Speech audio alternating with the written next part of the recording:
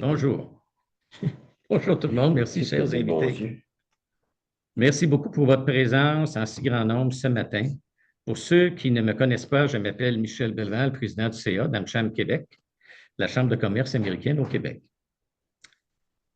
De ce qu'on a pu constater, la politique américaine suscite beaucoup d'intérêt et elle promet d'être rebondissante dans les 4 prochaines années.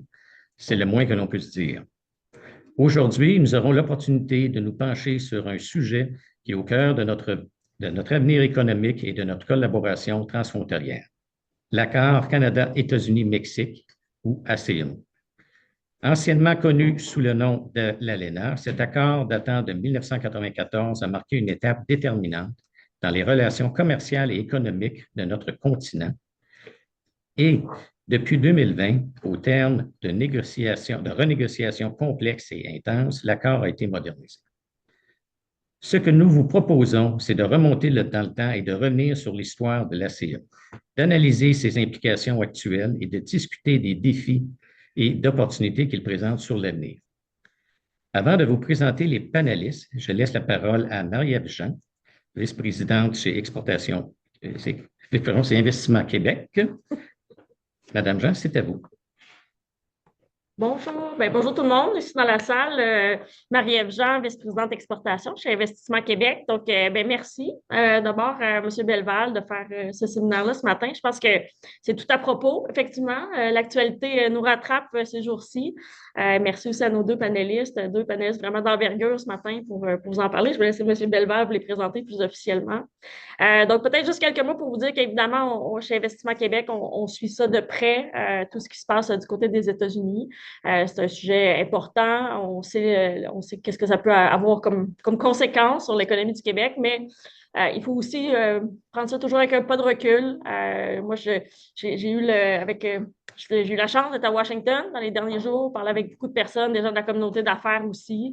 Je pense que tout le monde, il y a quand même, tout le monde voit aussi, surtout les gens de la communauté d'affaires voient à quel point l'intégration économique, notamment depuis les signatures des accords de commerce, à quel point nos économies sont intégrées, Québec, Canada, avec les États-Unis. Donc, il y a certainement des liens d'affaires là sur lesquels on peut continuer de tabler pour justement rappeler à nos voisins à quel point c'est important d'avoir des bonnes relations commerciales. Donc, pour vous dire qu'on est en action, malgré tout, évidemment, on travaille à différentes éventualités pour vraiment toujours dans l'objectif de pouvoir soutenir les entreprises dans leur croissance, dans le contexte dans lequel ils seront. Donc voilà. Fait que merci beaucoup d'être là ce matin. Bon webinaire, puis n'hésitez pas à faire contact avec nous. Merci beaucoup, Madame Jean. Laissez-moi maintenant vous présenter nos 3 intervenants. Le premier, et non le moindre, Raymond Dachamp est conseiller stratégique chez Norton Rose Fulbright depuis 2014. Il siège et a siégé sur de nombreux conseils d'administration comme Transat et l'Institut du Québec. Il a aussi occupé des postes importants sur la scène politique provinciale tels que ministre des Finances et ministre du Développement économique, de l'Innovation et de l'Exportation. L'avis de notre invité sur le sujet d'aujourd'hui sera incontournable. Il sait de quoi il parle puisque dans le cadre de la renégociation de l'ALENA, il a été conseiller spécial du gouvernement du Québec de février à juin 2017, puis négociateur en chef de juillet 2017 jusqu'à la signature de l'entente de principe le 30 novembre 2018, l'accord Canada-États-Unis-Mexique, l'ACEA. Notre deuxième panéliste, Carl Blackburn, est président et chef de la direction du Conseil du patronat du Québec depuis 2020. À la tête de la plus grande association patronale de la province, il est aux premières loges des défis et des inquiétudes des gens d'affaires en lien avec les menaces économiques de Donald Trump.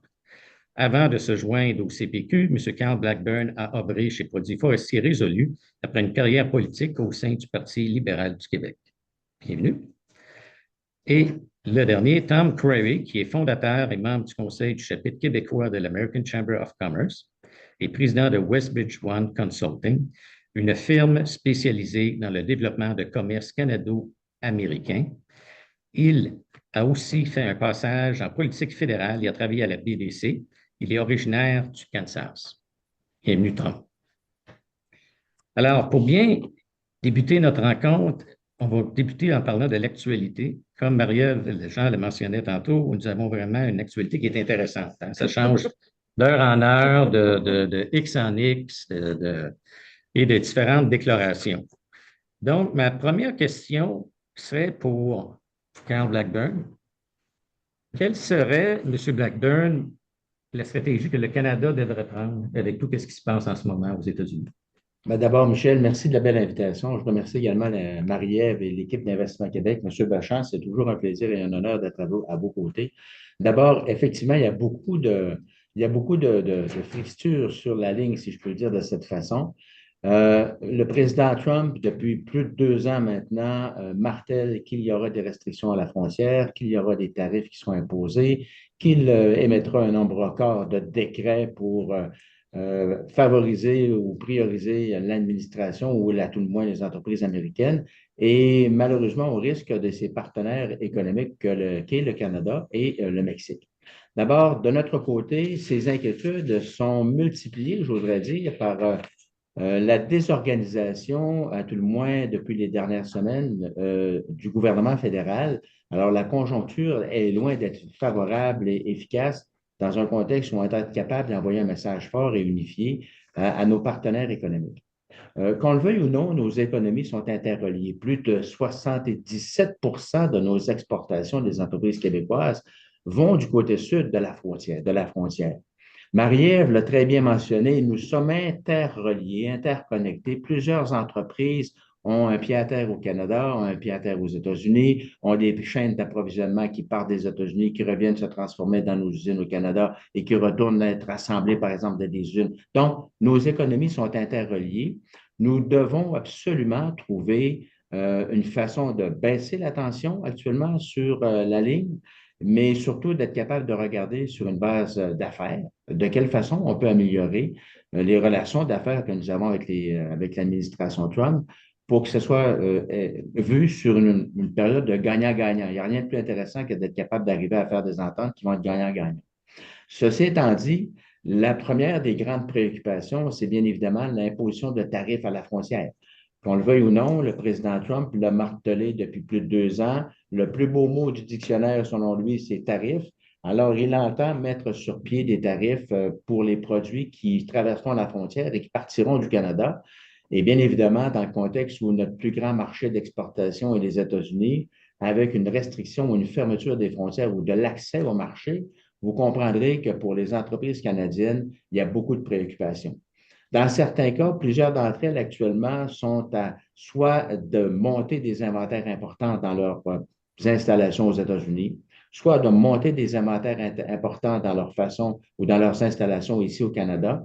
D'autres tentent de découvrir des nouveaux marchés parce que, qu'on le veuille ou non, depuis la reprise économique de la pandémie, il y a eu une montée de protectionnisme partout dans le monde, incluant le Canada. Alors, dans ce contexte-là, bien évidemment, pour l'économie canadienne, pour les entreprises canadiennes, c'est également important de se diversifier en termes de marché, non pas de se dissocier des Américains, parce que, qu'on le veut ou non, le marché des États-Unis sera toujours un marché fort et important pour nous. Mais en même temps, comme n'importe quelle entreprise, on doit être capable de diversifier nos marchés potentiels pour justement être capable de grandir, découvrir des nouveaux clients, découvrir des nouveaux marchés où investir. Alors, ça peut se faire en parallèle, ça peut se faire de façon simultanée, mais à court terme, bien évidemment, les préoccupations en lien avec l'imposition de tarifs, par exemple, qui pourrait survenir d'ici quelques semaines, quelques mois tout au plus, bien, comment on peut réagir à cela? Et le milieu des affaires a des préoccupations, mais le milieu des affaires a des attentes importantes envers nos paliers de gouvernement. Pourquoi? Pour les aider à passer à travers une période de turbulence économique qui risque malheureusement de faire mal à notre économie. De quelle façon nos gouvernements peuvent les aider? En s'assurant que nos entreprises aient les liquidités nécessaires pour être capables de continuer d'investir dans leurs organisations, de transformer leur organisation. Comment les gouvernements peuvent aider, par exemple, les employés dans nos entreprises en ayant des programmes qui vont leur permettre de rehausser leurs compétences, de rester à l'emploi dans l'entreprise. Alors, il faut qu'on soit capable d'avoir ce genre d'outils entre les mains rapidement en lien avec des mesures tarifaires du côté américain qui viendraient fragiliser nos économies. Et on s'attend également du côté canadien qu'à partir du moment où le gouvernement américain décidait d'imposer des tarifs sur les produits qui traverseraient la frontière vers les États-Unis, que le gouvernement du Canada fasse également la même chose pour des produits qui traverseraient la frontière vers le Canada. Parce que, qu'on le veuille ou non, on risque d'entrer dans une guerre commerciale. Et s'il y a guerre commerciale, bien, on doit être capable de se battre et de se défendre et surtout de démontrer que le Canada a des avantages importants pour notre partenaire économique et comment on peut arriver à faire des négociations, je dirais, d'égal à égal, ou à tout le moins gagnant-gagnant, qui vont nous permettre et de prospérer et de prospérer au Québec. Et finalement, puis je vais laisser la parole tout à l'heure à Michel, mais finalement, lorsqu'on regarde les objectifs que poursuit le président américain, que sont-ils? Bien sûr, de sécuriser les frontières. Je crois qu'il est important que le Canada, bien sûr, protège ses frontières, puis s'assure d'une plus grande protection du nord ou du sud, mais pour s'assurer d'avoir une plus grande protection au niveau du Canada. Je pense qu'on peut poursuivre le même objectif que le président Trump. L'autre objectif que le président Trump poursuit, entre autres, c'est de s'assurer qu'au nord, à l'Arctique, tout cet endroit géographique qui est stratégique pour les prochaines décennies puisse être renforcé et que le Canada puisse jouer un rôle important comme les États-Unis. Alors, dans ce contexte-là, bien évidemment, le Canada doit répondre présent et investir massivement dans le secteur militaire canadien pour s'assurer de protéger nos frontières et nos espaces. Et finalement, le président Trump a des préoccupations par rapport à ses industries, à ses travailleurs à l'interne. Bien évidemment, on peut avoir les mêmes questions et les mêmes préoccupations ici au Canada. Et dans ce contexte, on poursuit les mêmes objectifs à court, moyen et à long terme.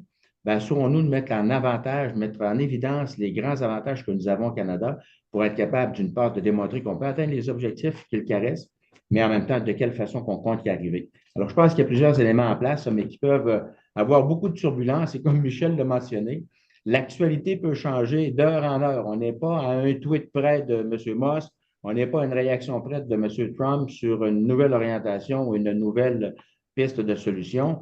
Mais ceux qui pensent qu'ils improvisent actuellement sont faux. Ils sont bien préparés, ils sont bien organisés. Et je reprends ce que M. Bachand nous disait hier, lorsqu'on regarde la qualité de la préparation des décrets présidentiels qui ont été mis en place, ils sont très précis, très réfléchis. Ils ciblent des secteurs, ils ciblent bien sûr des réglementations, des législations et des ministères, entre parenthèses. Alors, ne soyons pas dupes, ils sont extrêmement prêts. De notre côté, nous devons également être prêts. Parfait. Merci, M. Blackburn. M. Bachand, aimeriez-vous réenchérir? Réenchérir, puis faire une nuance, parce qu'on a tout à fait raison dans ce qu'il dit sur la préparation qu'il faut faire, mais moi, mon premier mot, puis je regarde ce qu'on a fait en 2017-18, restons calmes. Restons calmes, pas parce que c'est pas dangereux, qu'il n'y a pas un ouragan qui s'en vient, mais entre les écrits, entre ce que les milieux économiques américains, les gouverneurs, les sénateurs veulent, puis ce que le président dit parfois, puis sa tactique de négociation, c'est de nous énerver. On a trois jobs à faire. Le lobby, se préparer à aider nos entreprises, nos travailleurs si la crise arrive, comme on l'a fait en 2008 lors de la crise financière, comme on l'a fait pendant la COVID, puis préparer la négociation. Mais si je reviens au premier, au fond, ça va bien en Amérique du Nord. Je veux dire, le commerce Canada-États-Unis, Mexique, mais prenons juste Canada, États-Unis, a augmenté considérablement juste depuis 2018, depuis 2017. On est passé de 700 milliards, je fais des chiffrons, là, à 920 milliards d'échanges commerciaux entre les deux pays. Deuxièmement, si on oublie l'énergie, les États-Unis sont en surplus. Ils sont en surplus sur les services, sont en surplus sur les biens manufacturiers. Et puis leurs entreprises, leur secteur automobile, l'ensemble des secteurs, ça va bien. Si on met l'énergie, bien sûr, l'énergie, c'est un autre domaine, ils sont en déficit. Le problème, c'est qu'ils ne savent pas. Le problème, moi, cette feuille, je me promenais avec, j'avais 3 copies, je me promenais à travers les États-Unis avec les équipes d'Investissement Québec, d'AmCham, la Chambre de commerce américaine aussi. Et puis, tu montres ça à un sénateur, à un congressman, à son personnel. Tu dis en passant, ça, c'est les chiffres. Pas les chiffres, avec tout le respect que j'ai, qu'on prépare ici en dollars canadiens. Non. Les chiffres du département du commerce en dollars US, c'est ça qu'ils comprennent. Ils disent, savez-vous, je ne comprends pas, vous êtes en surplus. Savez-vous, on est gagnants tous les deux.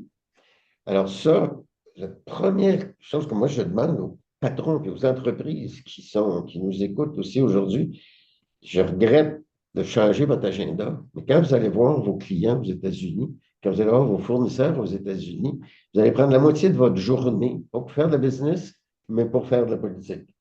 Pour que la Chambre de commerce localement, par le Conseil du patronat, par l'American Chamber of Commerce, faut que ce soit le client américain qui ait parlé au bureau du gouverneur, au bureau du sénateur, etc., pour que graduellement, on a fait ça pendant 1 an, puis graduellement, la pression a monté à Washington, puis finalement, ce qui a été négocié pendant 1 an et demi, 29 chapitres dans 15 tables de négociation, mais c'est un ALENA 2.0, moi j'appelle ça comme ça, j'aime pas les acronymes, amélioré pour les États-Unis et pour le Canada, particulièrement dans l'automobile, on a monté la pression sur le Mexique. Alors ce lobby-là, oui, il faut se préparer à aider les entreprises, puis il faut préparer la négociation. Puis ce que je dirais, Michel, c'est qu'il faut aussi arrêter de parler publiquement.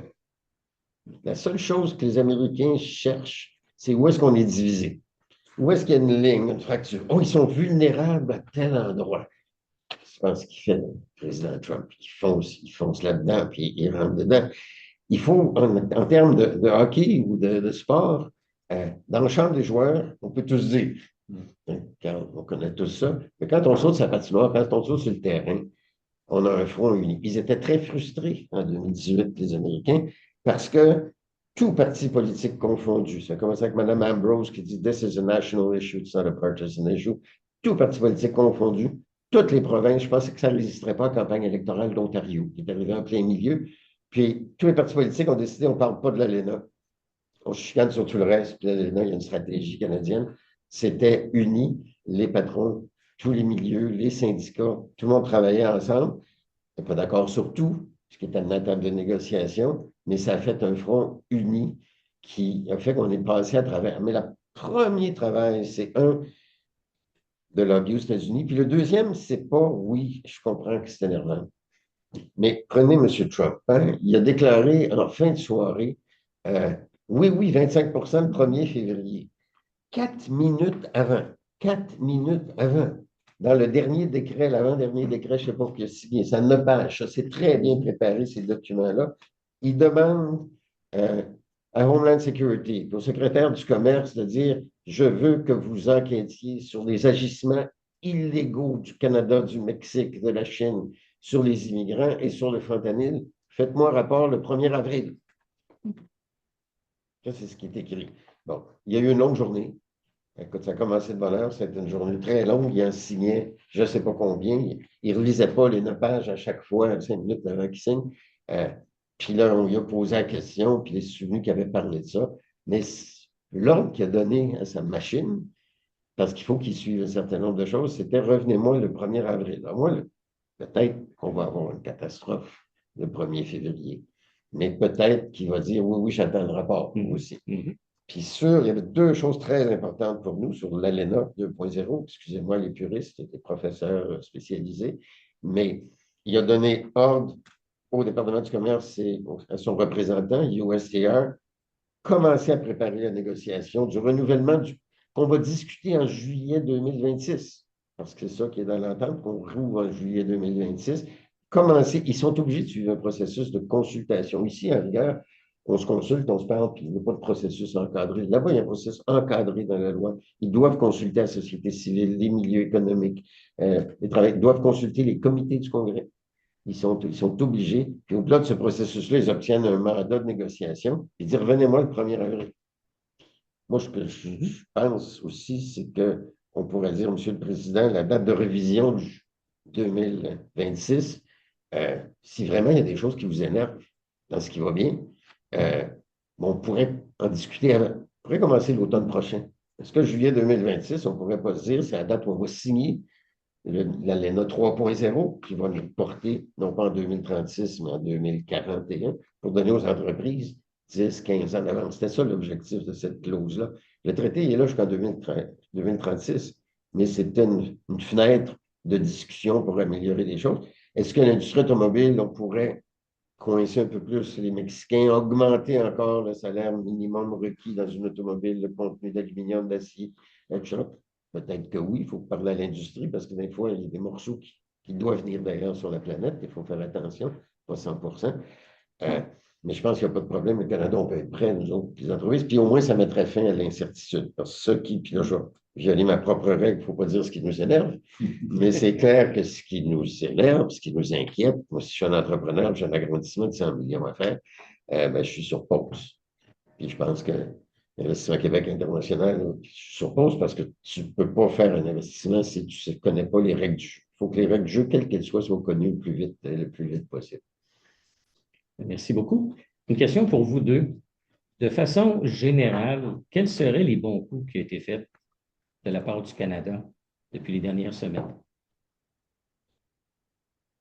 Ben, un que je peux voir rapidement, puis je suis certain qu'on va tous être d'accord derrière ça, c'est d'être arrivé, malgré le départ chaotique du leadership canadien, d'être arrivé à mobiliser les provinces canadiennes. Donc, le Conseil de la Confédération a donné les résultats de ce qu'on peut s'attendre d'une organisation comme celle-ci, de mobiliser, je dirais, nos élus politiques à travers tout le Canada, malgré certaines distinctions, entre autres avec l'Alberta, mais je pense que ça tend à se résorber. Mais parce que, comme M. Bachand l'a mentionné, ce front commun-là, il est hyper important dans un contexte où on entre dans un processus de négociation. Si on veut être capable de démontrer qu'il y a une unité au Canada, ben, c'est ce front commun-là qui va faire la différence. Alors, si j'avais à déterminer un bon coup, c'est celui-ci, c'est d'avoir été capable, pas dès le départ, mais à tout le moins assez rapidement, de mobiliser nos premiers ministres canadiens pour être capable d'arriver à faire face à la réalité dans laquelle on semble se diriger assez rapidement. Je dirais également que le milieu économique, parce que le milieu économique n'a pas attendu que le président Trump soit intronisé lundi dernier pour se mobiliser. Si je prends l'exemple, Michel, avec le Conseil du patronat du Québec et l'AMCHAM, entre autres, on travaille depuis plusieurs années avec nos partenaires économiques des États voisins où le Québec et le Canada ont d'importantes relations d'affaires. Je pense au sénateur Scott du Vermont, je pense à l'État de New York, je pense au Maine. Alors, ces relations qui ont été bâties depuis plusieurs années, ben, c'est des relations qui sont solides. Et comme M. Bachand l'a mentionné, lorsque vient le temps d'aller à Washington pour faire expliquer la réalité du terrain aux élus de Washington, bien, il n'y a rien de mieux qu'un gouverneur d'un État qui se présente à Washington avec des entrepreneurs de son État qui démontrent à quel point les relations d'affaires entre le Canada et les États-Unis sont importantes pour son économie, pour ses entreprises, pour ses jobs chez lui. Alors ça, c'est un travail qui s'est fait et qui va continuer de se faire. Et le dernier élément, et non le moindre, rapidement, nous, de notre côté, on s'est mis à mobiliser nos chaînes d'approvisionnement et nos membres aussi via leur chaîne d'approvisionnement parce que souvent, ils n'ont pas nécessairement la préoccupation de savoir si un de leurs fournisseurs a aussi des clients du côté sud de la frontière. Alors, nous, ce qu'on dit, c'est bien évidemment, on peut suivre ce qui se passe actuellement avec l'actualité politique qui est très changeante d'heure en heure à court et à moyen terme, mais en même temps, il y a du travail en amont qui peut se faire sur le terrain. Et si on arrive à bien coordonner tout cela avec un message commun et un message fort, bien, je pense qu'on peut arriver à tirer des bénéfices de cette entente ou de ces négociations qui vont s'amorcer dans les prochaines semaines. Sébastien? Moi, je dirais c'est l'immigration. Parce que le président Trump, là, on a trois batailles. Il y a la bataille du renouvellement de l'ALENA, mais ce n'est pas sa préoccupation numéro un. Puis ça va être un processus qui va, puis il va essayer pour l'industrie automobile, mais la beauté, c'est qu'il travaille avec le syndicat des travailleurs de l'automobile. Eux, ils vont calmer le jeu parce qu'ils l'ont appuyé dans l'élection. Il y a les tarifs mondiaux. Ça doit nous préoccuper. Lui, il est obsédé par l'idée d'un mur tarifaire qui rebâtit son économie puis qui lui donne des revenus. Et ça, là, ce qu'il faut plaider, c'est fais-le sur la planète, mais tu as un traité entre les trois pays. Alors, nous autres, on devrait être épargnés. Bon, j'ai le droit de rêver parfois, là, je n'ai pas pris de verre de vin ce matin. Mais l'immigration, il en a parlé pendant 2 ans, toutes les semaines, tous les jours. Ils ont un réel problème. C'est intéressant, dans son discours, il a parlé de la frontière sud. Il n'a pas parlé de la frontière nord. Il faut écouter les mots, il faut écouter les silences quand il ne parle pas de quelque chose. Puis il s'est mis dans la tête que pour régler le problème de sécurité à frontière, il pourrait brandir un tarif. Il y a un lien que je ne comprends pas, mais que ça ferait tellement peur au pays qu'il bougerait. C'est vrai pour le Canada. Puis Michel, le Canada, chapeau, le gouvernement fédéral, a pris la balle au bon. Ce n'est pas les mêmes ministres. Ils ont tout de suite pris ça. Quand ton client principal dit moi, là, je n'irai plus dans ton magasin, je suis inquiet. Bien, qui a tort ou qui a raison, il est inquiet. Alors, tu mets un gardien de sécurité à l'entrée du magasin, puis là, tu continues à avoir des clients. Ton client principal, lui, il est inquiet massivement pour le Sud, mais pour le fentanyl, On a appris là, que, saviez-vous, grande nouvelle, là, formidable, on est autosuffisant. Oui, avant, on importait de partout, là, on est autosuffisant. Les cartels de crime organisé produisent assez de fentanyl au Canada pour suffire aux besoins canadiens. C'est tellement facile à exporter que dans cette frontière qui est lousse et libre, euh, il y a un enjeu marginal par rapport à ce qui est aux États-Unis. Mais il est préoccupé par ça, mais rapidement, le gouvernement du Canada a mis en place, avec le gouvernement du Québec, le gouvernement de l'Ontario aussi, OK, on va policer la frontière beaucoup mieux qu'on faisait, puis on va s'attaquer au crime organisé, au commerce fentanyl. Ça, je pense. Alors, normalement, puis son nom l'a reconnu, c'est rare que son nom dise un bon coup, merci beaucoup. M. Trump vous a fait peur, donc il a gagné. Parfait, oui, vous avez gagné, M. le Président, on faisait peut-être pas notre job comme on devait la faire. Parfait, vrai, pas vrai, ça n'a aucune importance. Puis on espère que dans 2 semaines, parce que ça, c'est rapide. Il a promis ça pendant 2 ans, il veut être en marche sur ça, puis c'est le Mexique, évidemment, qui est gros, puis on espère que le Canada dit, mais vous, je vous en demande 4 hélicoptères de plus, puis 200 drones de plus, pas des Chinois. Puis on met ça en place. Puis là, on parlera des autres batailles. Mais ça a été un bon coup, je pense. Parfait. Ben, Carl, tu mentionnais l'important de travailler ensemble. L'important de travailler ensemble, c'est aussi travailler avec nos collègues du côté américain. Puis j'aimerais souligner que ce qu'on est après faire en ce moment dans le domaine des semi-conducteurs sur le corridor Bromont, Burlington et Albany, où est-ce qu'en collaboration avec sous le leadership de Technum Québec, on est après créer une association binationale où on va avoir des entreprises du Québec, du Canada et des États-Unis qui vont se regrouper ensemble. On a plusieurs entreprises qui sont après signées et l'annonce officielle va se faire jeudi prochain. Et je remercie le Conseil du patronat d'avoir collaboré aussi à l'élaboration de ce comité parce qu'on a une importance de se parler et d'être autour. Je pense que le rôle de nos alliés est vraiment indispensable là-dessus parce que, comme c'est mentionné, des tarifs de 25 pour le Canada vont affecter aussi le marché américain. Puis on sait qu'il y a 38 États que leur partenaire principal, c'est le Canada. Puis si on regarde le Québec, les États limitrophes, qui sont comme le Vermont, le New Hampshire, le Maine, bien, leur partenaire économique, c'est le Québec. Si Je vous peux dire auriez... quelque chose, Michel? Étant Oui, ici, vas-y, c'est que moi, je suis américain, je suis ici depuis longtemps. Je viens d'une région des États-Unis, tout à fait au milieu, au Kansas, où est-ce que la connaissance des gens là-bas, généralement, à l'étranger, c'est très limité. Et puis, ils ont une perspective tout à fait locale, very middle America sur tes choses. C'est que, et puis, depuis quelques années, comme j'ai dit que ça fait longtemps que je suis ici, je suis l'évolution de disons, la mentalité américaine face à toute l'évolution de ce qui se passe dans leur pays, tout ça. Je constate que quant à la question de commerce avec le Canada et puis les accords de libre-échange, tout ça, là, il y a une ignorance presque totale. Et puis c'est ça le grand défi, un des grands défis pour le Canada et puis pour les gens d'ici, c'est de contrer cette ignorance de la manière, là, plus que possible avec les élus, mais au niveau de la population en général aux États-Unis, ils connaissent très peu le Canada, puis certainement pas l'impact des échanges avec le Canada sur leur propre vie. They know nothing about this. Et puis, les médias américains sont je dirais, déficients d'expliquer au monde les enjeux. Récemment, on a envoyé une lettre écrite à la fois par Michel, par Carl et plusieurs autres leaders des industries ici au Québec, au peuple américain, puis on a envoyé ça à 4-5 grands journaux américains. Il n'y en a pas un qui a décidé de mettre cette lettre-là dans leur publication. C'est une...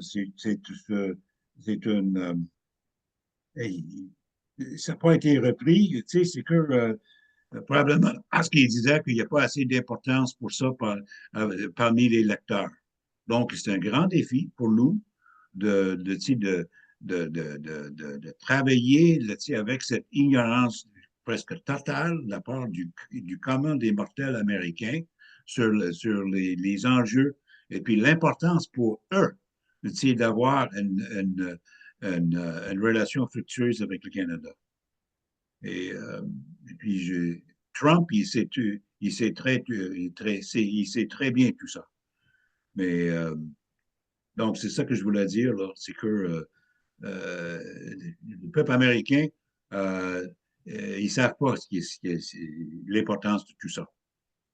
C'est pour ça qu'on mentionnait tantôt, M. Bachand, quand vous disiez que si on est propriétaire d'une entreprise au Québec, on a des fournisseurs américains, la première chose, c'est de se mettre sur le téléphone, les appeler et les informer de ce qui se passe, qu'est-ce que ça pourrait leur poser aussi. Là.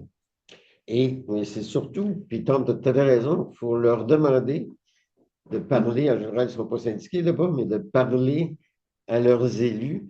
Puis, tu sais, même nous autres, Carl, tu sais, je ne sais pas moi, t'es maire de Drummondville, tu as une grosse usine au Saguenay-Lac-Saint-Jean, je vais prendre un exemple du Saguenay-Lac-Saint-Jean, il y a une grosse usine, tu sais qu'elle est là, tu sais qu'elle met le job et tout ça. Tu ne connais pas tout le tissu du fournisseur de cette usine-là, tu ne connais pas tout le tissu des clients. Puis, en général, les entreprises veulent pas en parler. Mais quand on rencontre le gouverneur, un exemple d'une rencontre, hein, comment ça va, télépolitesse, hein, puis telle entreprise, oui, je sais qu'on fait affaire, il y a 1000 jobs dans cette entreprise-là, c'est mon fleuron, c'est formidable. Savez-vous, monsieur le gouverneur, qu'il y a 500 jobs qui dépendent du Canada? Silence. Ils ne savent pas. Ils ne savent pas. Puis quand ils le savent, ils disent, oups, peut-être que c'est intéressant. Mais c'est comme dans une famille, quand ça va bien, ça veut dire, ça va bien, tu sais, puis ça va bien entre le Canada et les États-Unis depuis 30 ans. Là, tu sais. Alors, il faut malheureusement mettre ça, Tom, tu as raison, mais il faut ramener ça au niveau des élus. Il faut travailler beaucoup plus que ce que je vois dans les dernières semaines avec nos grandes centrales syndicales. Parce que les Teamsters, les métallos, les travailleurs de l'automobile, c'est des syndicats nord-américains très intégrés puis qui prennent soin les uns des autres, hein, les confrères et camarades, comme ils disent. Mais c'est vrai, ils ont leurs intérêts. Puis Tom, tu disais bien que leur job est en jeu aussi s'il y a des perturbations dans toute la chaîne de valeur. Maintenant, les États-Unis, c'est tellement plus gros que nous, puis ils sont tellement beaucoup plus autosuffisants que oui, ça va leur faire mal s'il y a une guerre commerciale, mais il y a deux petits joueurs du Canadien, s'il y a 3 bullies de 250 livres en phase 2, ils vont se faire maganer un petit peu. On va se faire maganer plus que. On n'a pas intérêt à aller dans une guerre commerciale. Il faut se préparer, il faut leur faire mal de façon ciblée.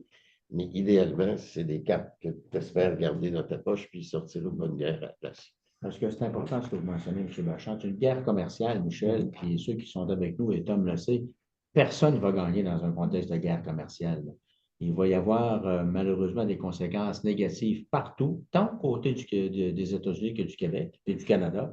Et dans ce sens-là, toute bonne entente doit être priorisée avant d'arriver à cette guerre commerciale, mais en même temps, dans un contexte d'intimidation, on doit être capable de démontrer aussi qu'on a des avantages de notre côté. Le travail sur le terrain nous aide à sensibiliser Washington et je pense qu'on doit être capable aussi de mettre en évidence les différents et les multiples avantages du Canada dans un contexte de négociation franche et transparente avec un partenaire aussi important et aussi gros que les États-Unis.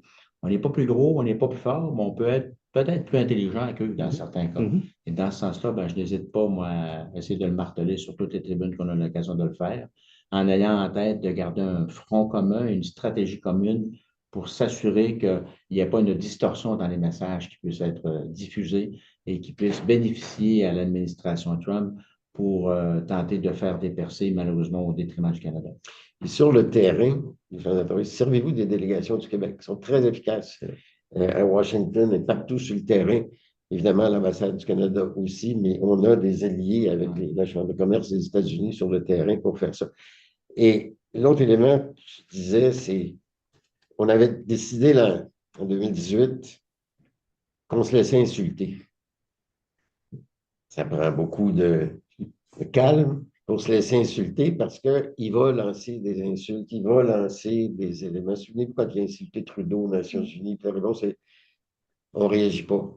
On ne réagit pas parce que c'est ça qu'il veut. Il veut provoquer, il veut réagir. Il faut garder son calme. Ça ne veut pas dire que tu ne fais pas rien. Ultimement, tu veux rentrer à filet, la rondelle, pardon, dans le filet, puis gagner le match, c'est que l'ALENA soit prolongée, renouvelée à des conditions du USMCA, à des conditions avantageuses, satisfaisantes, pas de tarif. Alors, il faut rester calme parce que tous les jours, il va il provoque, puis il espère, c'est sa tactique de négociation, il est très bon là-dedans, il espère qu'on réagisse. Puis si vos élus ou vos élus syndicaux, patronaux ou vos élus politiques ne réagissent pas, c'est pas parce qu'ils ne sont pas préoccupés, c'est pas parce qu'ils. Oui, ça les empêche de dormir la nuit, mais il ne faut pas réagir. Très Mais bon tu sais, point. c'est qu'il n'y a pas de. Tu sais, si Trump, la manière qu'il fait, là, tu sais, il n'y a pas de comeback maintenant. Il n'y a personne aux États-Unis, ou presque personne, qui se lève et dit wow, le Canada, il faut protéger, il faut travailler avec le Canada, c'est notre partenaire privilégié. Le peuple américain sont ignorants de tout ça. Généralement, ils ne sont pas informés par leurs médias. Les élus, oui, mais ils ne veulent pas frustrer aucunement Trump du côté républicain. Donc, au niveau, Trump va commencer à comprendre qu'il y a un problème, que c'est le public, son public se lève. De dire, wow, you're going too far. Mais il n'y a personne, c'est pas présent maintenant. C'est que ce que je veux dire, c'est qu'une partie de la stratégie du Canada soit de travailler avec les médias américains aussi, en plus des élus. Mais parce que le peuple va faire comprendre à Trump il faut changer peut-être de direction. Euh, et ça va être bien important de le faire. C'est beaucoup plus aujourd'hui que jamais auparavant. Parce que lui, il écoute la voix publique de son public, du public général américain. En tout cas, il faut avoir une stratégie duelle, à mon avis. Tom, tu as Les tout à fait élus et raison. les médias. Et Tom, je vais prendre la phrase, je m'attribue la phrase de Jean Charest. C'est lui qui a sorti ça quand on s'est mis à négocier avec l'Europe. Parce que le Québec, moi, Jean Charest, qui sont promenés en Europe, il n'y a personne en Europe qui se lève le matin pour dire qu'est-ce que je peux faire pour le Canada. Personne. Puis il fallait dans leur face, à Paris, à Berlin, à Bruxelles, dans les grandes entreprises, puis ils ont dit à Bruxelles, on veut une entente avec le Canada. Tom, il n'y a personne qui se lève au Kansas ce matin et qui dit qu'est-ce que je peux faire avec le Canada? Est-ce que le Canada a des problèmes? Personne. Alors, il faut mobiliser le milieu d'affaires américain pour mobiliser le milieu politique américain, puis ça va, et les travailleurs américains vont dire hey, touche pas à notre relation, nos jobs sont en jeu. Puis le travail est très important dans les prochaines semaines. Parfait, merci. J'aimerais rappeler aux gens qui se sont joints à nous en ligne que vous pouvez poser des questions sur le chat et nous allons pouvoir les poser à nos trois panélistes.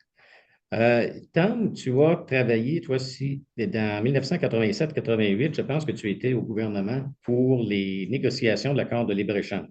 Oui, j'étais présent. J'étais chef de cabinet d'un des ministres qui était sur le comité de libre-échange à cette époque-là, sur le gouvernement Mulroney. Le premier accord sur Brian Mulroney. Oui, alors, si tu permets, est-ce que tu pourrais nous faire qu'est-ce qui était le but du webinaire d'aujourd'hui, nous faire une présentation, nous faire un historique sur ce qui s'est passé depuis le libre-échange entre le Canada et le US? Well, OK, oui, bien sûr. Ça me ferait plaisir de faire ça, là. C'est que ça va être 10-12 minutes que je vais parler. Je vais mettre, si on peut mettre le deuxième diapo là-dessus, l'agenda, les questions, l'historique de libre-échange et ainsi de suite. Je ne lirai pas tout ça. Mais 10-12 minutes de parler de tout ça. Et puis, je vais lire une présentation que j'ai faite parce qu'il y a beaucoup d'éléments au niveau de l'historique. D'abord, l'histoire du libre-échange entre le Canada et les États-Unis implique aussi une histoire des tarifs douaniers. Depuis le début de leurs propres histoires des deux pays. Pour les États-Unis et les tarifs douaniers, les États-Unis ont mené une politique protectionniste du début du 19e siècle jusqu'au milieu du 20e siècle. De 1790, 3-4 ans après la fondation des États-Unis, jusqu'à 1860, les tarifs moyens ont augmenté de 20% sur toutes les importations, jusqu'à 60% avant de redescendre à 20%. De 1861, le début de la guerre civile entre les États-Unis, entre les États du Nord et du Sud, jusqu'à 1933, ils avaient l'un des tarifs les taux de tarifs douaniers moyens les plus élevés au monde sur les importations de produits manufacturiers. Les tarifs moyens ont augmenté jusqu'à 50% et sont restés à ce niveau pendant plusieurs décennies. Toutes les importations aux États-Unis avaient un tarif de tout près de 50% pendant 70 ans. Il faut dire que toutes les grandes économies se sont construites derrière un mur de protection et souvent avec l'argent du gouvernement. La révolution industrielle britannique a été aidée par un mur de tarifs douaniers. C'est rien de nouveau tout ça. L'explosion de l'industrie américaine à la fin du 19e siècle était le produit du protectionnisme et souvent de subventions gouvernementales. Mais à partir de 1934, en pleine dépression, récession, le tarif américain moyen a considérablement diminué jusqu'à stabiliser à 5%. Après 1942 et surtout après-guerre, les États-Unis ont commencé à promouvoir le libre-échange mondial. Toute une redirection par rapport au passé depuis la fondation, le début du pays. Après la guerre, Deuxième Guerre mondiale, les démocrates et les républicains en sont venus à défendre la réduction des droits de douane comme moyen de prévenir un nouveau conflit, arguant que le commerce favorisait l'interdépendance entre les nations. Maintenant, pour le Canada, jusqu'en 1846, 20 ans avant la Confédération, il y avait 2 tarifs applicables aux importations au Canada. Il y avait un tarif impérial sur les produits étrangers uniquement et un tarif colonial fixé par la législature coloniale de Londres, prélevé sur toutes les importations et limité à un maximum de 5%. Avant la Confédération, le commerce extérieur canadien était limité. Comme exemple, en 1851, le commerce total de marchandises, importation et exportation s'élevait à 47 millions de dollars, presque entièrement avec la Grande-Bretagne. Mais la tendance était nettement en faveur des échanges de plus en plus avec les États-Unis. En 1870, il avait été multiplié par 8, le niveau de commerce international du Canada. En 20 ans, a multiplié par 8 fois et représentait 35% du produit national brut à ce moment-là, en 1870. Aujourd'hui, le commerce international du Canada représente envers 67% de son PIB. Importation et exportation. Donc, notre dépendance sur le commerce international est énorme. Bon, la venue de libre-échange. À partir de 1855, alors que le Canada était sous contrôle britannique encore, le libre-échange fut instauré entre les colonies de l'Amérique du Nord britannique, le Canada, et les États-Unis dans le cadre du traité de réciprocité qu'on l'appelait à ce moment-là. Le traité couvrait les matières premières en vigueur seulement, par contre, pendant seulement 11 ans, de 1855 à 1866, il représentait un mouvement vers le libre-échange, mais se heurta à la opposition des éléments protectionnistes aux États-Unis. Parce que après la fin de la guerre civile américaine en 1865, les éléments protectionnistes américains furent rejoints par les Américains en colère contre le soutien tacite de la Grande-Bretagne aux États sécessionnistes du Sud pendant la guerre, et en 1866, un an après la fin de la guerre, le Congrès américain a voté l'annulation du traité de réciprocité avec le Canada. Le premier ministre du Canada à l'époque, John A. Macdonald, a tenté sans succès en 1867 de rétablir la réciprocité, le libre-échange, après que le gouvernement du Canada a adopté une politique plus protectionniste, car les Américains, ils l'ont fermé la porte, qui s'appelait la politique nationale. De nombreux politiciens craignaient que les économies plus étroites avec les États-Unis auraient conduit à une annexation politique par les États-Unis du Canada. La politique nationale combinait 3 éléments en tant que stratégie pour l'économie post-confédération. dont l'un consistait en des droits de douane élevés sur les articles manufacturiers importés afin de protéger l'industrie manufacturière au Canada. Mais de son côté, le Parti libéral du Canada était traditionnellement en faveur du libre-échange. Le libre-échange était une question centrale lors des élections fédérales canadiennes de 1911, déclenchée par le premier ministre libéral Wilfrid Laurier, qui était en poste depuis près de 20 ans, mais le Parti conservateur a fait campagne en utilisant une rhétorique anti-américaine et les libéraux de Laurier ont perdu ces élections. Par la suite, la question du libre-échange n'a pas trouvé une telle importance nationale au Canada pendant de nombreuses décennies.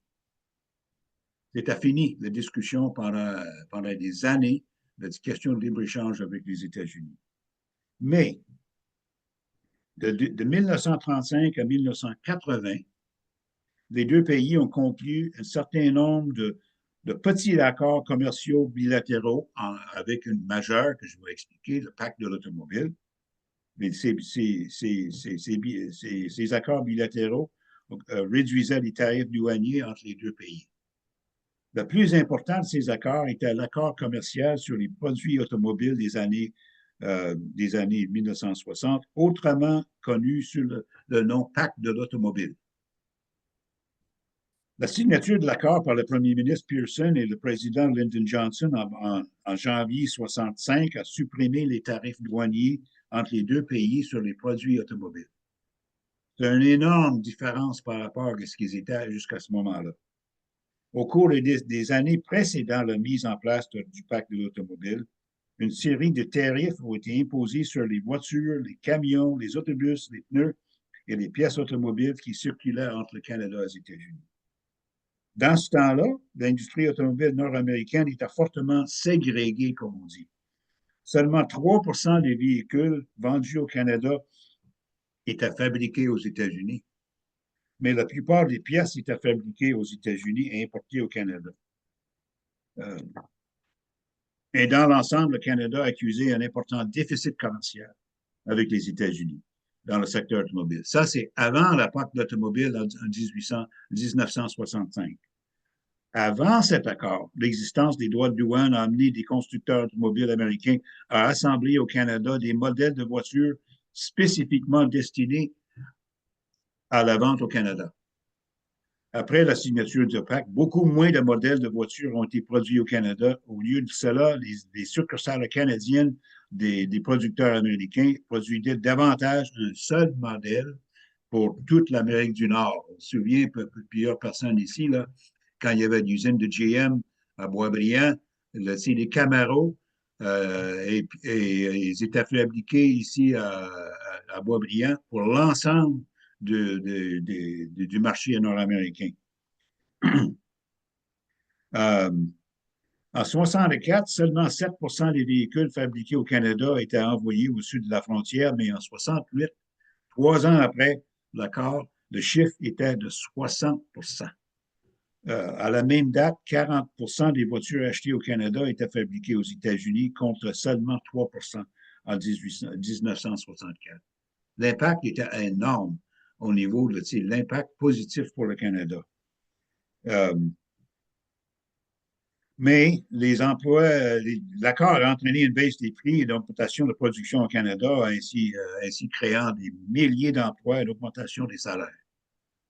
Mais les emplois créés par les nouvelles conditions de marché dans le cadre du pacte étaient presque exclusivement des emplois manuels. L'administration, la recherche et le développement sont restés aux États-Unis.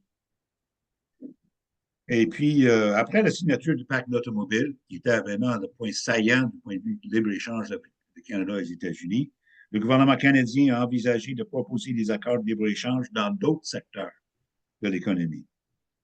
Cependant, le gouvernement américain était moins réceptif à cette idée et souhaitait en fait de supprimer progressivement certaines garanties du pacte de l'auto. L'attention du Canada s'est tournée vers la question d'un accord de libre-échange plus large entre les deux pays.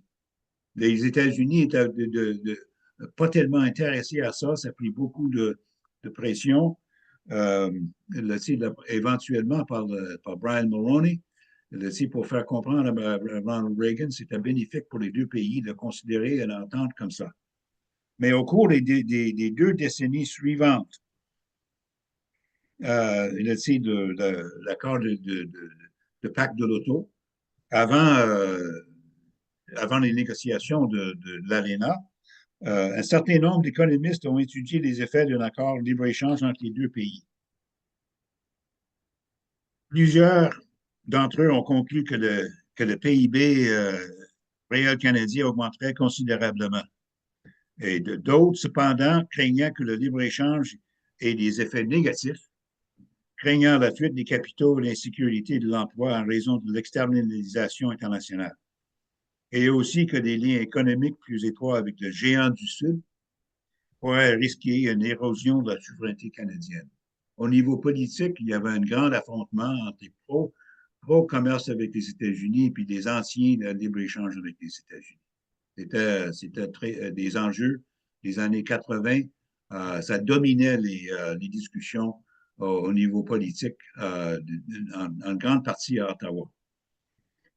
Mais un certain nombre d'études gouvernementales ont attiré une attention croissante sur la possibilité d'une négociation bilatérale de libre-échange. Puis, en 1985, avec une commission, il était du gouvernement libéral à l'époque, une commission McDonald, puis Donald McDonald, qui était un ministre libéral, il recommandait la conclusion d'un accord de libre-échange. Les conclusions de cette commission ont été adoptées par le Parti progressiste conservateur du premier ministre Brian Mulroney. Et puis le président, en fait, ça a été adopté par Mulroney et puis, comme on dit, le décor était planté pour le début de négociations de libre-échange. Il y avait une commission d'études dans ses mains qui recommandait ça. Et puis donc, il a entamé des discussions avec le président Ronald Reagan. Et puis, Reagan, par la suite, des discussions et des réunions entre Mulroney et Reagan. Reagan a salué l'initiative canadienne et le Congrès américain a donné au président le pouvoir de signer un accord de libre-échange avec le Canada. En mai 1986, et je me souviens très bien, j'étais à Ottawa, les négociateurs canadiens et américains ont commencé à élaborer un accord commercial. C'était difficile, c'était pas facile. C'était même houleux entre les négociateurs du Canada et des États-Unis lors de ces discussions-là.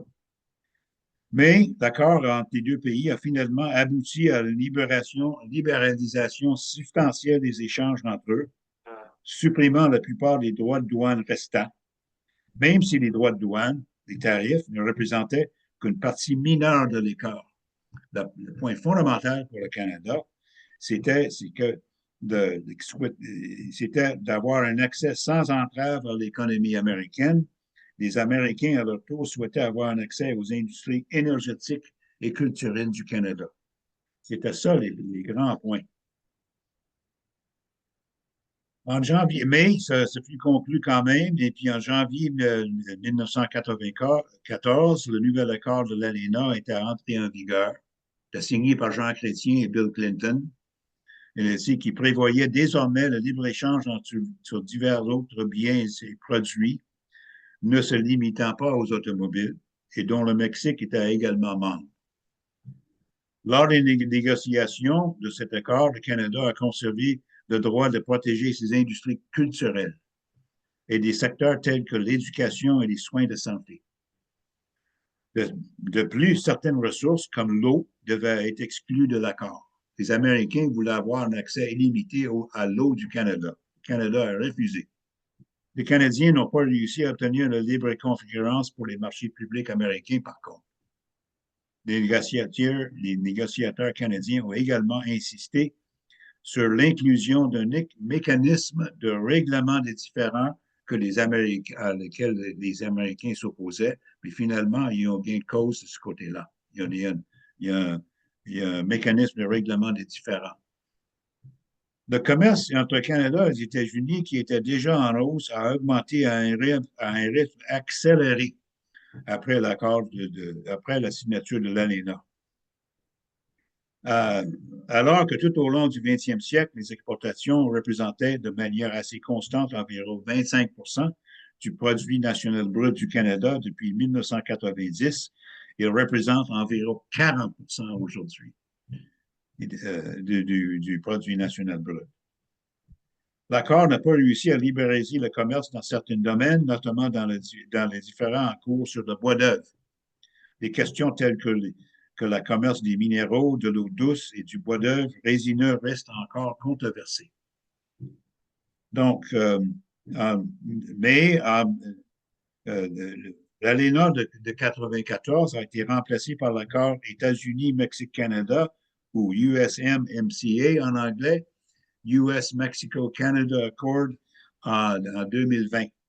Cet accord est avant tout une modernisation de l'ALENA, notamment en ce qui concerne la propriété intellectuelle et le commerce numérique et emprunte le langage de l'accord Pacifique, Trans-Pacific, dont le Canada et le Mexique sont signataires. Les principaux changements par rapport à son accord précédent comprennent une réglementation accrue en matière d'environnement et de travail. Des incitatifs plus importants pour la production automobile aux États-Unis, avec des quotas pour la production automobile canadienne et mexicaine, meilleur accès au marché laitier canadien que les Américains insistaient d'avoir. Ils insistaient d'avoir l'abolition des gestions de l'offre. Le Canada a réussi à protéger ça, mais en contrepartie, ont donné un certain pouvoir de pénétration du marché des Canadiens par le lait américain. Et une limite accrue en franchise de droit pour les Canadiens qui achètent des produits américains en ligne. Le digital economy, ça faisait partie de l'accord de 2020 entre les trois pays qui permettait une libéralisation des acteurs américains dans les deux marchés, de ce côté-là.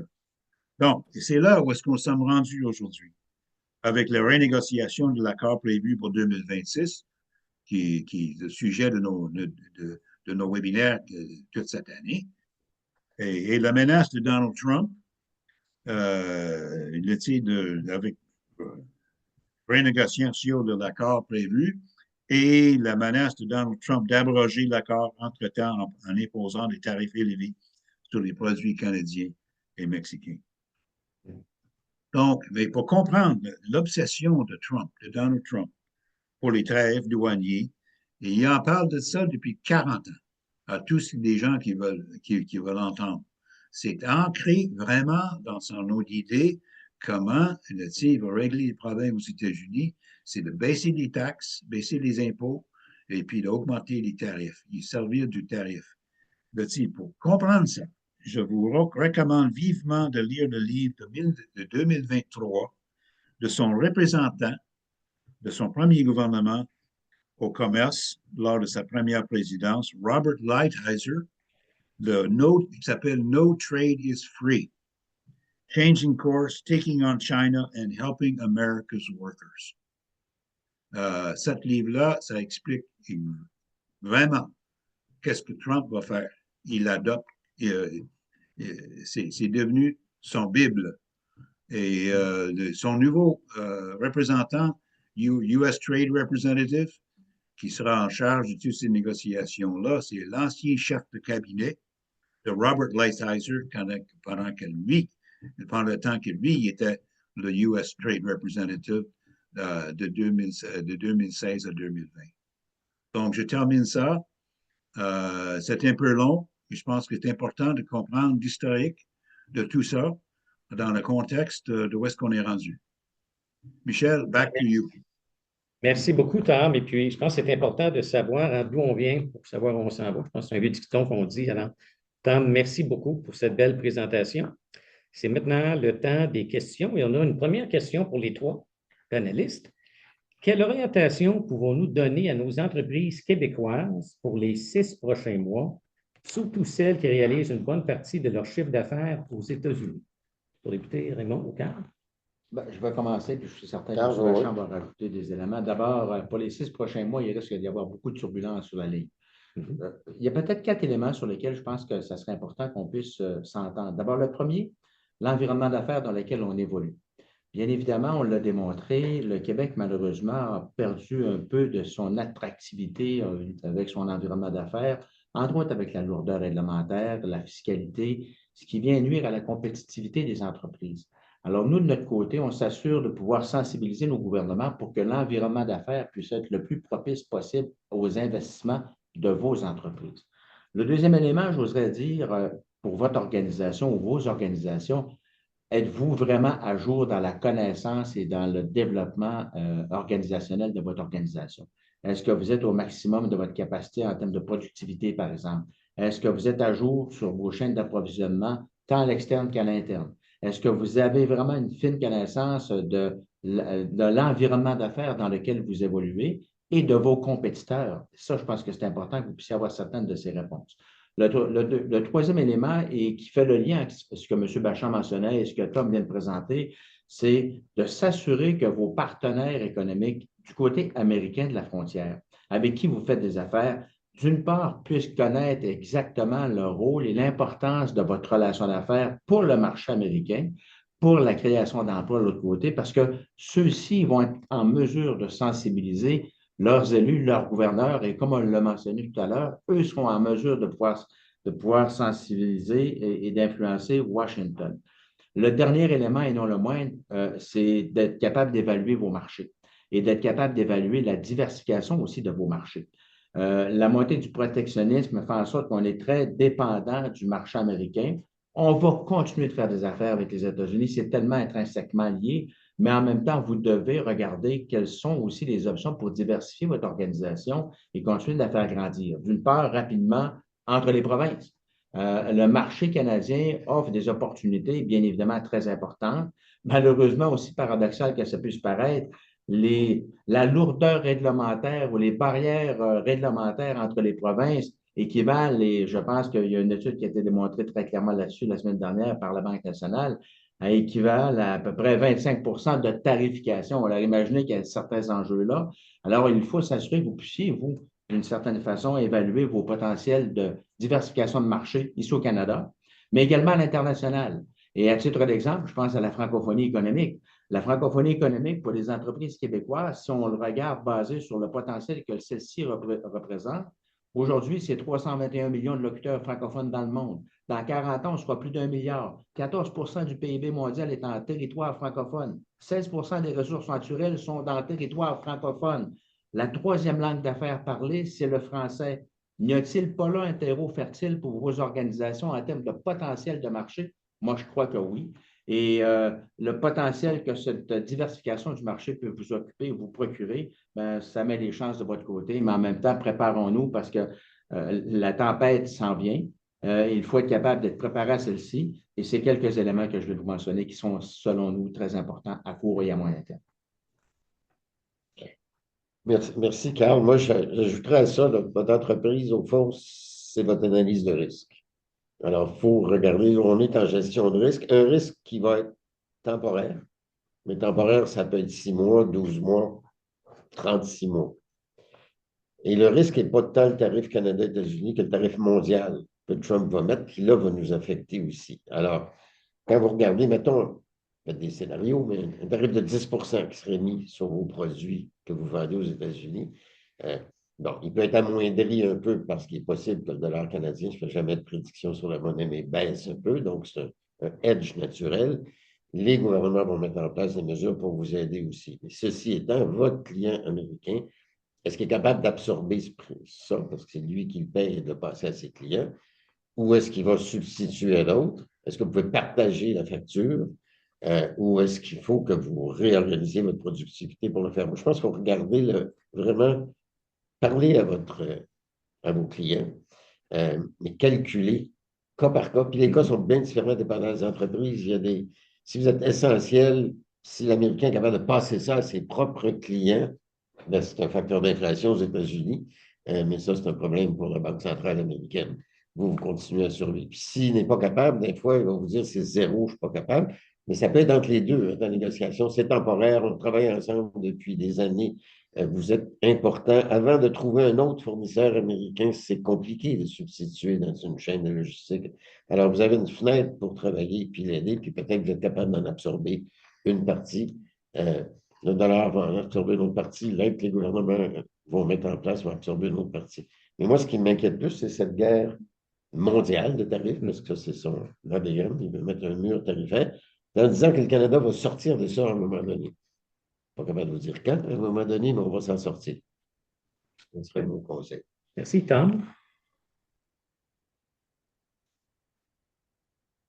Tom, est-ce que tu Ben, as... en fait, j'ai quelque chose à dire là-dessus, c'est que moi, je travaille avec des entreprises canadiennes ici pour pénétrer le marché américain. Puis un de mes clients, c'est membre d'une association américaine, là, tu sais, des produits et pièces power sports, des motocyclettes, des motoneiges, tout ça. Là.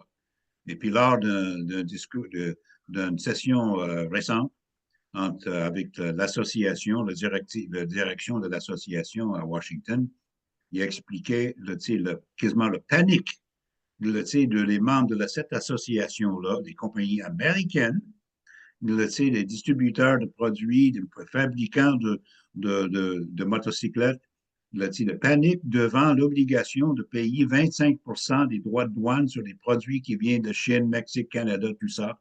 Et puis, qu'est-ce que ça a un impact incroyable là-dessus.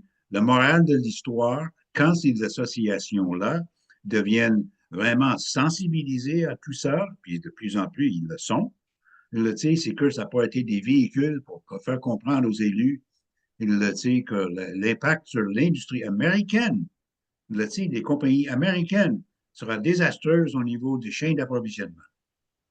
Et puis, l'issue de cette rencontre-là, que j'ai assisté lors d'une présentation, c'est qu'ils décrivaient le niveau de pression qu'ils vont faire sur les élus à Washington, faire comprendre l'impact dévastateur que ça pourrait avoir sur leur propre industrie. Motorcycle guys, ça, c'est la gang à Trump, ça. OK? Anyway, c'est loin d'être gagné pour Trump dans tout ça. Là. Mais il faut vraiment, les acteurs ici au Canada, qui font partie d'une association aux États-Unis ou par des choses comme ça, faut les informer et puis il faut communiquer avec eux autres, savoir quelle sorte d'impact ça pourrait avoir sur leurs membres aux États-Unis et puis les aider avec l'information qui pourrait alimenter leur discussion avec leurs élus. Parfait, merci, Tom. Une dernière question, si vous permettez, pour vous trois. Quels seraient les trois arguments marteaux qui pourraient influencer positivement l'administration Trump face à une relation plus saine avec le Canada? Tu vas essayer en premier. Oui, il faut le temps de réfléchir. Premièrement, la sécurité.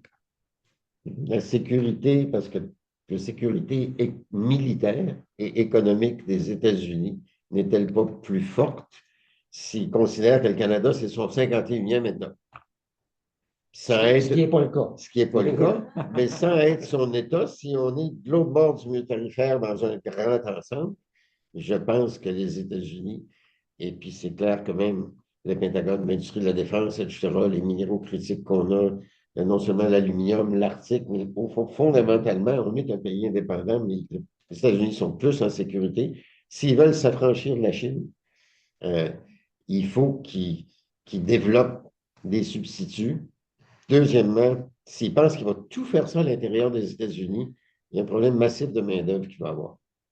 Tu délocaliserais X% de l'économie canadienne, là, on rêve. Là. Puis tu transportes tout ça aux États-Unis. La main-d'œuvre n'est pas là. Puis surtout avec tous ceux qui vont sortir des États-Unis.